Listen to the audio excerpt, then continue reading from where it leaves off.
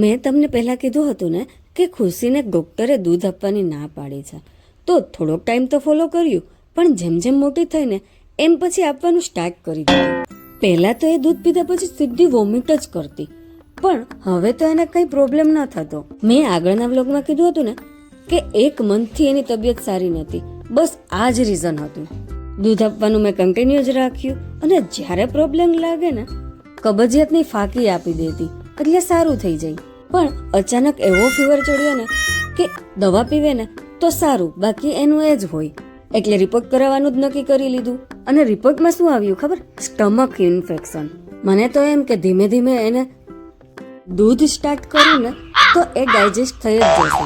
પણ હવે તો નક્કી કરી જ લીધું છે કે દૂધ તો એને આપવાનું જ નથી. પણ યાર એને એટલું મન થાય ને, આપણે ચા પીતા હોય ને એટલે તરત આવે મમ્મી દૂધ, કે આપવાનું મન થઈ જ જાય. પણ આવી વસ્તુમાં દયા ખાવીને એ બહુ મોટી હાનિકારક છે, એ તો આજ સમજાય જ ગયું.